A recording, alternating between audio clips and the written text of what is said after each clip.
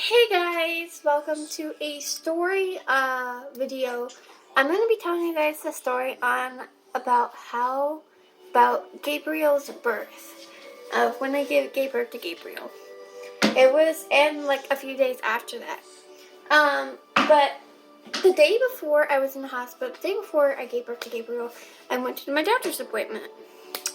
And they pretty much told me, like, well, if your blood pressure's up high, you're going to the hospital, and you're gonna be there. You're gonna either have your baby today or the next day. I went to my appointment to the OBGYN, and when I went in there, they told me that, yes, we are going to the hospital, and they're like, yep. So I was like super excited that I could have my baby either the day that I went to the hospital or the next day.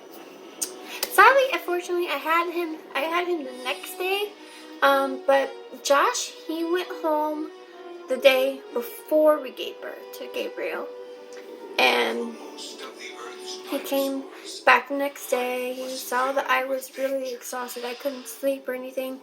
The hospital beds were way too uncomfortable for me. But my mom stayed with me at the hospital because she knows how much I don't like being home alone.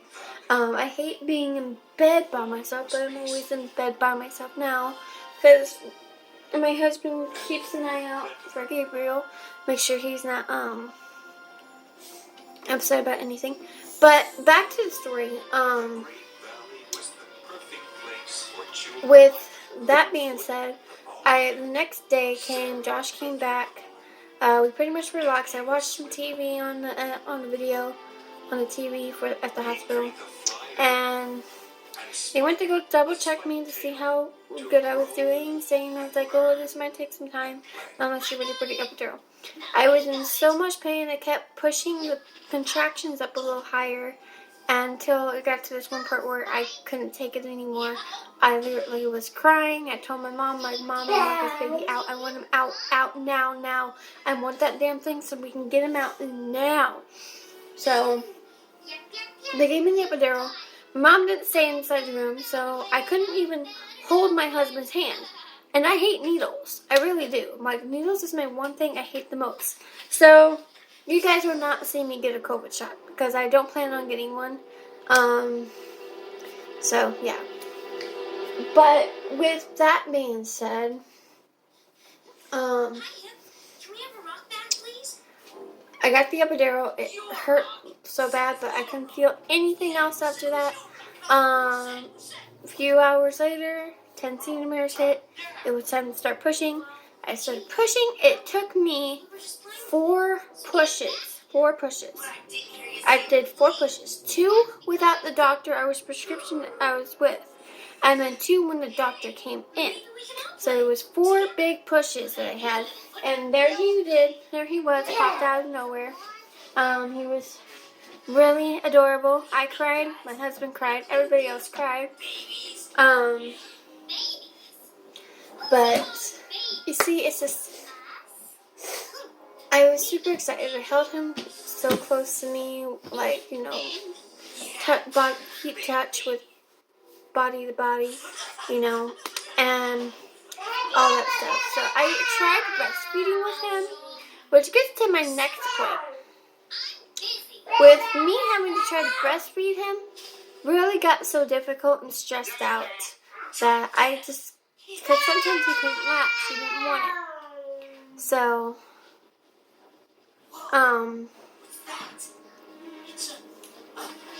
so the next thing that happened after that is the next day, Josh's mom came to visit. And this is where it gets interesting. Like I told you guys, when I tell you the stories, this one was going to be really interesting. And this is the part that really makes me mad. Because I'm just sitting there, she's there, she's seeing him, she's chillaxed. Josh is downstairs getting breakfast. And the doctor comes in, and she's like, you ready to breastfeed? I'm like, yeah, sure. And the doctor's trying to help me, and that's what doctors do. They try to help.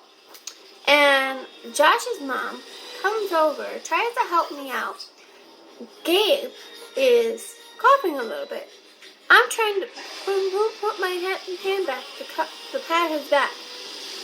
The woman, Josh's mom, literally pushes my hand away as I'm trying to prevent my newborn child from coughing or from choking on breast milk. I literally got so upset.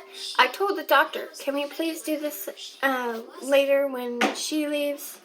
And Josh's mom just looks at me like all disgusted, and I'm like, I look at her back and I'm disgusted back at her. I'm like, I don't need this help. I don't need your help. I really don't. I could have handled this with the doctor, and he probably would have latched without coughing and choking on darn breast milk. So, my mom comes in, sees me upset. Josh's mom's going out and talking to the doctor about that. My mom comes in, and she's like, are you okay? I'm like, no, I'm not okay. My son literally was choking on breast milk. I tried to prevent him from doing that, and Josh's dumbass mother decided to push my hand away as I'm trying to prevent my son from choking. So she comes back in. My mom gets on to her. I'm in the bathroom because I needed help going into the bathroom to go use the restroom. So they're going, my mom and his mom are going at it against each other. She's telling, Josh's mom is telling about, oh, God is here for her. God is there. So this and this and that. Talking about God. I'm like, yeah, I love God to death, but this has nothing to do with Jesus or anything like that. You literally pushed my hand away from my child who was choking. And my mom was pissed off about this. Next thing you know, I hear Josh coming in, and he hears the commotion, and I hear him say, what the heck is going on in here? And my mom explained it to him, saying, oh, your darn mother pissed off my daughter because apparently she pushed Amber's hand away as her son was trying to choke. And this gets even heated up even more, guys. Josh is going at it with his mom. Be like, why the hell would you do that? Amber was trying to prevent our child from choking, and you push her hand away? And she's like, I did not do no such thing. And my mom was like, well, how do we know? Amber was there. She's like, oh, she's just lying. And Josh is like, she's not lying. You don't call my wife a liar. I can hear them going at it against each other. I can hear my husband going and then going at it with her. And then all of a sudden, I'm just sitting there calm. And next you know, I hear my husband tell his mother, like, you need to leave. Amber is too ticked off. She's upset.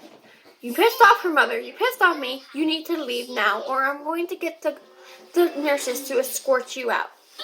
She kept going off with Jesus again. All that stuff about it. Going off to him saying, like, if you do this to me, if you escort me out, I ain't going to talk to you anymore. I will not see you anymore. And then Josh is like, well, you know what? I don't care anymore. Because if I escort you out and you don't talk to me, you ain't going to see your grandson. She's like, you can't do that to me. I'm like, and he goes, yes, I can. I'm the father of the child. I can make sure that he does not know about you at all, period. Because if you upsetting my wife really made me mad. So my husband was pissed off. And she still went on and on about Jesus and would not leave. So my husband had no choice but to escort the bitch out. Pardon my French. He literally escorted her out of the hospital because she would not listen or anything else about that. My husband literally told me after I got out of the bathroom, he's like, I literally had to go up to the doctor. I'm like, I need you to escort my mother out because she's causing commotion with my wife, who is upset because she screwed up my wife's breastfeeding with our son. And so after all that, we didn't see her for a couple weeks because she was not wanting to talk. So we were like, that's fine by me, and all that kind of stuff. Next day, another person came by, was super excited to see Gabe, and all that kind of stuff. But everything else was great afterwards, except for that one day with my husband's mom. So it really ticked me off about that because I couldn't stand the fact that she was talking so much. She was going off about Jesus, which I love God to death. I love Jesus to death. I do church. I used to do church on that. Now I don't go to church anymore because that's what I said I wasn't going to do when I moved out, I was like just gonna stay home with my husband on the weekend and enjoy time with him. But with all that stuff going on, with her pushing my hand away when I'm trying to breastfeed my son, and then years later, after now that he's 2, she's like, when you have another baby, are you gonna promise me to be in the room with you? I just told her yes, but I'm going to make sure my husband is in that room, and I'm going to tell him that I don't want the darn woman in my whole hospital room. If I'm breastfeeding, I want that darn sign that says no breastfeeding. I want the door locked. I don't want her coming in. I've already told my husband that's going to happen. She is not allowed in the hospital room. If she's going to start commotion, Gabriel! If she's going to start commotion and start arguing, she's going to leave. I'm going to tell Josh, I'm going to tell my husband next time we have another kid, if I'm breastfeeding or anything, I want the door locked. I don't want anybody coming in. It's like, I just want me and my husband and a doctor in there. I will even tell the doctor, I want my husband in here. I don't want my mother-in-law in here. If I had to choose one of my other mothers, I would prefer my mother to be in there to help me out with this instead of his mom. Second, if she starts commotion or anything else like that, argues with Josh or argues with me, she's out of the hospital. That's what I'm going to tell my husband next time. Gabriel, if you hit that darn TV one more time, I'm going to whoop you. You break our TV, I'm going to break your butt. Sorry, guys. He gets into trouble all the time, and it really ticks me off.